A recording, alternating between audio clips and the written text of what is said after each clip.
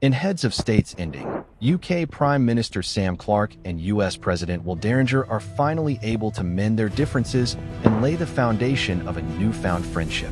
Throughout the film, Will held a grudge against Sam because he believed he didn't respect him as a president and looked down upon him as a person. Sam was a graduate from Cambridge, while Will was a mere movie star who ended up going into politics. And then there was this fish and chips incident, highlighted all over the media, where Sam was seen dining with Will's presidential race rival in the middle of Leicester Square. The thing was, Will's opponent too was a Cambridge alumnus, and Will just connected a few dots to jump to the conclusion that Sam didn't support his presidency and ended up quite furious about the whole thing. In short, both of them had a lot of ill feelings towards each other and needed some time together to sort out the misunderstandings, which they eventually got around to during their long journey into the wild.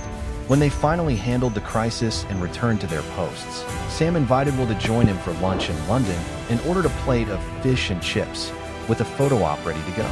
So, it was a happy ending between the two, but Heads of State didn't end there. In Heads of State's mid-credit scene, we saw a British Secret Service agent and Sam's romantic interest, Noel Bissett, meeting American agent Marty Comer at a beach bar where he was narrating the glorious tales of his survival, sipping a Bahama Mama. The last time we saw Agent Comer, he was in a safe house in Warsaw, where he worked as a station agent. That is, he looked after the safe house and monitored the activities all by himself. However, the main antagonist of the film, Victor Gradov, employed an expert scientist, Arthur Hammond, to hack into the servers of Echelon, a confidential surveillance organization that kept track of almost all digital footprints. So, as soon as Sam and Will arrived at the Warsaw safe house, the Echelon system scanned their faces and alerted Arthur about their whereabouts, shortly after which Gradov sent his army of mercenaries to kill the two heads of state. Because of the whole fiasco, the location of the safe house was exposed to the world, based on which it is safe to assume that the CIA most likely abandoned the location and extracted Agent Comer, who, fortunately, survived against all odds. In the film, Gradov's ace assassins, Olga and Sasha, had cornered Agent Comer during the attack on the safe house. They pointed their guns at him, but we didn't exactly witness his death.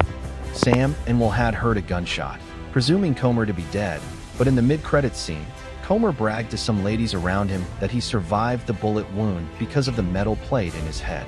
Well, we can either take his word as gospel, or one can just theorize that Olga and Sasha spared his life because he too was a traitor working for Gradov and VP Elizabeth Kirk.